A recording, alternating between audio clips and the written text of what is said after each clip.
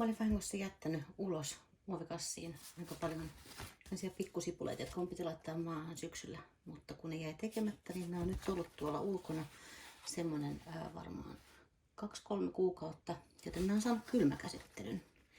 Nyt tehdään testi, että miten meille käy. Laitetaan nämä kasvamaan ja katsotaan kukkiiksi nämä sisällä. Mutta ihan selkeästi mä käytän vaan kukkamultaa. Mä laitan nämä tosi tiiviisti yhteen. Jokainen sipuli omansa. Tässä on semmonen, että mulla on näitä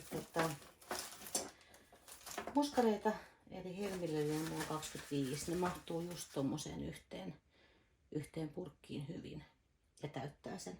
Mut sitten esimerkiksi kuokoille mä annan vähän enemmän tilaa, koska ne tekee vähän isomman lehdystön. Että mä laitan nämä 15 vaan siihen, mä en sotke siihen enempää samaan pakettiin. Ja sitten taas tää toinen helmilinja, mulla on näitä vaan 15, niin mennään nyt sitten tällä määrällä. Mut laitetaan kasaan.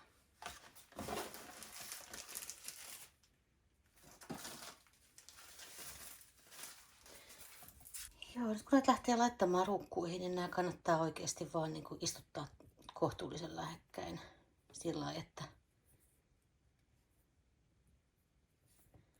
että ne ei kuitenkaan koskettaisi toisiaan, ettei ne pääse sillä tavalla homehduttamaan toisiaan.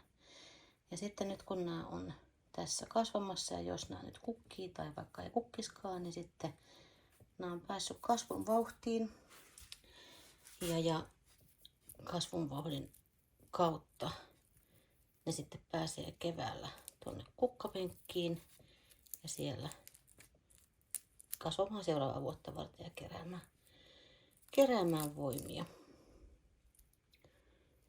Et oikeastaan ainoa mikä tässä on niin kuin enemmän mitä katsoo vaan, että jos on tämmöisiä, tää on vähän niin kuin suspekti, mutta siellä on pientä kasvua, niin mä laitan tämän kuitenkin tänne purkkiin.